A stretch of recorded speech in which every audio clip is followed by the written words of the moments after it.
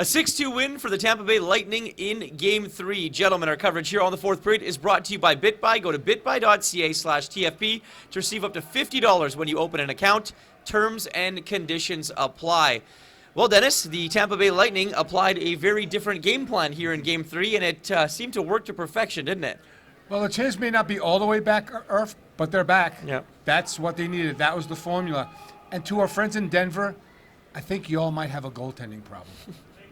Yeah, well, we've been saying it for the last couple of games. Throw the puck at the net. Create some havoc in front of Darcy Kuemper. Get those shots on him. Pepper him with shots. They did a very good job tonight in doing that and creating more pressure in the offensive zone. It certainly helps when you have a little bit more time with the puck. That's true. And you can possess it a lot more. Your possession numbers were certainly a lot higher for the Tampa Bay Lightning tonight. But, again, creating some chaos in front of Darcy Kuemper, throwing the puck at him, going after those rebounds, and being more aggressive and more on the attack. We've been talking about it for the last couple of games. Going into tonight, well, they executed pretty well in Game 3.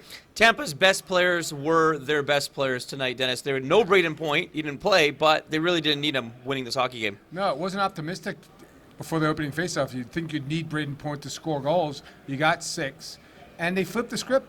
They gave up no goals 5-on-5 tonight, Tampa. The 2 goals for Colorado were power play goals. They just executed far better. Maybe the matchups were better. You know, we kind of discounted that in pregame, but certainly it looked more effective 5-on-5, Dave. Yeah, well, one of the things we touched on was the fact that Tampa's second unit, Cirelli, Hagel, and Killorn, as good as they are and have been defensively, they needed to be a little bit more aggressive on the offense, and they were. They created some opportunities. Granted, the Cirelli goal to get the first one on the board for Tampa, maybe he didn't necessarily do that on purpose, but the puck went in, and they were able to kind of go from there. And, again, create more offense. You mentioned the top stars being the top guys. Victor Hedman, 3 assists.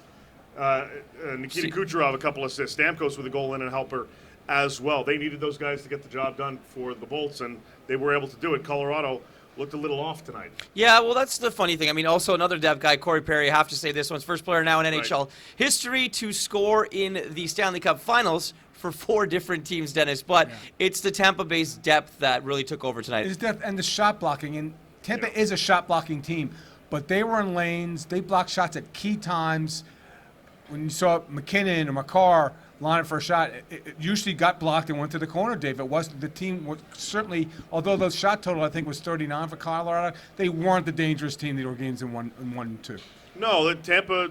Well, we talked about it in the pregame that Tampa needed to give a little bit back to Colorado what they were getting in the first couple of games. Well, and I also think that for Tampa Bay's perspective, they slowed this game right down and they played their game in their building, Dennis. They did, but I didn't think they were going to win a game 3-2-2-1. Like Dave said, they needed to have a lot more offense. They got it from all different facets of the lineup, and to me, that's why it's now 2-1 Colorado. And look, it's not a series until a home team loses, and the home team hasn't lost yet.